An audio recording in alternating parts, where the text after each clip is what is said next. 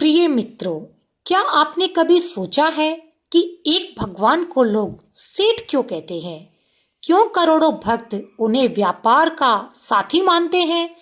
क्यों राजस्थान की धरती पर विराजमान सांवलिया सेठ को हिंदुस्तान का सबसे बड़ा दानवीर कहा जाता है? तो चलिए जानते हैं। हर हर महादेव, जय श्री कृष्णा। आज मैं आपको सुनाने जा रही हूँ सांवलिया सेठ की वह पौराणिक कथा जिसे जानने के बाद आपका भक्ति भाव और बदल जाएगा। तो जानते हैं कि आखिर ये सांवलिया सेठ है कौन। चलिए आइए जानते हैं। राजस्थान के चित्तौड़गढ़ जिले में मंडफिया गांव में स्थित सांवलिया सेठ कोई साधारण देवता नहीं, वे भगवान श्री कृष्ण के उसी रूप का प्राकट्य है जिसके सांवले रंग, कमल नयन और भक्त वत्सल हृदय के कारण उन्हें सांवलिया कहा गया है। लेकिन उन्हें सेठ क्यों कहा गया? क्योंकि वे भक्तों की आर्थिक, मानसिक और आध्यात्मिक संपत्ति के रक्षक है। वे लेन देन नहीं, केवल समर्पण को देखते हैं और वे भक्त को कभी घाटे में जाने ही नहीं देते। द्वापर युग से जुड़ा एक रहस्य बताती हूँ।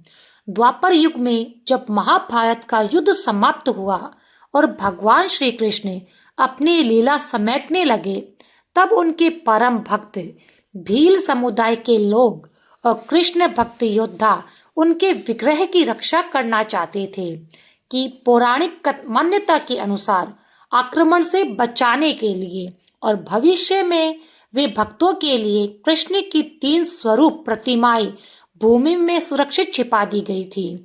इनमें से एक प्रतिमा डाकोर गुजरात में है, दूसरी नागदा उदयपुर में और तीसरी है मंडफिया चित्तौड़गढ़ में प्रकट हुई। यही तीसरी प्रतिमा है जिसका नाम सांवलिया सेठ है। अब जानते हैं कि आखिर सांवलिया सेठ का प्राकट्य कैसे हुआ, कैसे उनका जन्म इस राजस्थान की धरती पर हुआ। ये कोई साधारण जन्म नहीं था, ये था स्वयंभू प्राकट्य। किसान की कथा सुनाते हैं आपको, जिसके माध्यम से आपको पता चलेगा कि आखिरकार सांवलिया सेठ का जन्म कैसे हुआ। चलिए आइए मित्रों, मंडफिया गांव में एक साधारण किसान रहता था। अपने खेत की जुताई कर रहा था, तब उसे अचानक हल किसी कठोर वस्तु से टकराया। जैसे धरती से रक्त धारा बहने लगी, तब किसान भयभीत हो गया और उसने चिल्लाकर गांव वालों को बुलाया। जब खुदाई पर से मिट्टी हटाई गई तो सामने प्रकट हुए सांवले रंग की श्री कृष्ण की, जिनकी आंखों में करुणा और चेहरे पर अद्भुत तेज था। और यही थे सांवलिया सेठ, यहीं से उनका जन्म हुआ। अब बताते हैं कि पदु भाव क्या होता है, यानी अर्थात सेठ बनने का रहस्य, कि आखिर सांवलिया जो है वो सेठ कैसे बने। पदु भाव का अर्थ होता है भक्त और भगवान के बीच मालिक और सेवक नहीं, बल्कि साझेदारी का एक संबंध। साझेदारी जो होती है उसे पदु भाव कहते हैं। सांवलिया सेठ का पदु भाव, भक्त कहता है कि हे सेठ, मेरा व्यापार, मेरी नौकरी, मेरा जीवन, ये सब आपका है। चाहे नुकसान हो चाहे लाभ हो, ये सब अब आपकी ही जिम्मेदारी है। फिर सांवलिया सेठ कहते हैं, तू मेरा नाम ले, मेरे भरोसे चल, मैं तुझे कभी खाली हाथ नहीं जाने दूंगा। इसीलिए व्यापारी अपनी पहली कमाई को सांवलिया सेठ मंदिर में चढ़ाते हैं। बड़े उद्योगपति यहाँ चुपचाप दान करते हैं और भक्त उन्हें बैंक बैलेंस नहीं, भाग्य का सेठ मानते हैं। सांवलिया सेठ जो है वो भील समुदाय को सांवलिया सेठ का प्रथम सेवक माना गया है। कहा जाता है कि जब प्रतिमा प्रकट हुई तो सबसे पहले भील भक्तों ने ही उसकी पूजा की थी। इसीलिए भील समुदाय को सांवलिया सेठ का प्रथम सेवक माना गया। तब भगवान ने वरदान दिया कि मेरी सेवा में तेरी पीढ़ियां हमेशा जुड़ी रहेगी। आज भी कई परंपराएं भील समाज से जुड़ी है, जैसे मंदिर की लोक कथाओं में उनका विशेष स्थान है। अब आपको बताते हैं सांवलिया सेठ के चमत्कार की एक सत्य घटना, जिसे सुनकर आपके रोंगटे खड़े हो जाएंगे। आपको बताते हैं कर्ज से मुक्ति के लिए प्रभु ने भक्तों के लिए क्या किया। एक व्यापारी था, करोड़ों के कर्जों में डूब गया था और फिर रोते रोते वे मंदिर आया और बोला, सेठ अगर तू है तो मेरा घर बचा ले। उसने मन्नत मानी, पहली कमाई में तुझे अर्पण कर दूंगा। और फिर चमत्कार तो देखिए, कुछ ही महीनों में रुका हुआ पैसा मिला। उस व्यापारी का व्यापार चल पड़ा और आज वह हर साल करोड़ों का दान करता है। आपको दूसरी छोटी सी कहानी सुनाते हैं। चोरी हुई मूर्ति भी लौट आई। इतिहास में एक बार मूर्ति चोरी हो गई थी, लेकिन चोरों को ऐसा भय लगा कि वे मूर्ति खुद वापस रख गए।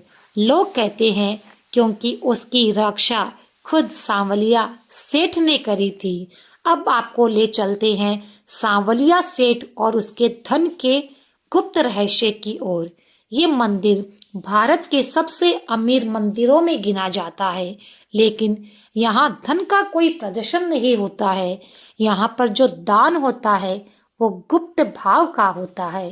कहा जाता है कि यहाँ दिया गया दान कभी दिखाई नहीं देता, लेकिन जीवन को जरूर बदल देता है। मित्रों, अब आपको बताते हैं कि सांवलिया सेठ की पूजा कैसे करनी चाहिए। ये सभी भक्तों के लिए है, तो सभी एक बार जयकारा लगाएंगे, जय सांवलिया सेठ। सच्ची पूजा उनकी कैसे करें, उसके लिए सबसे पहले स्नान करके उनका नाम स्मरण करें, सादे वस्त्र पहने, मन्नत नहीं समर्पण करें, अहंकार का त्याग करें और अपनी कमाई का पहला अंश, चाहे वो लेश मात्र ही क्यों ना हो, वो सांवलिया सेठ को अर्पण करें। तब सेठ जी कहते हैं, मुझे सोना नहीं चाहिए, मुझे केवल तेरा विश्वास चाहिए। तो मित्रों, सांवलिया सेठ जो अपने भक्तों को संदेश देते हैं वह सुनिए। जब इंसान भगवान को सिर्फ मांगने वाला समझता है तो वह सीमित रह जाता है, लेकिन जब वह भगवान को अपना साझेदार बना लेता है तो जीवन उसका असीम हो जाता है। आपको ये कथा कैसी लगी? आपको सांवलिया सेठ की यह सीमित जानकारी कैसी लगी? मुझे कमेंट बॉक्स में बताएं।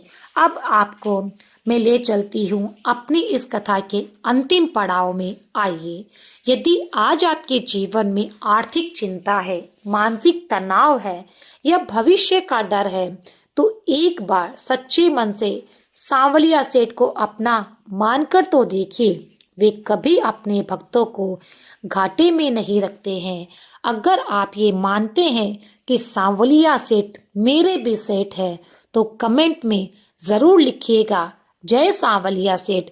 अगर वीडियो पसंद आया तो शेयर करिएगा और चैनल को सब्सक्राइब करें, ताकि ऐसी ही पौराणिक कथाएं और जानकारी सत्य पर आधारित आप तक पहुंचती रहे। फिर मिलती हूँ किसी ऐसी ही अनोखी जानकारी, सत्य प्रमाणित घटना को लेकर आपके समक्ष। तब तक के लिए जय सांवलिया सेठ, हर हर महादेव, जय श्री कृष्णा।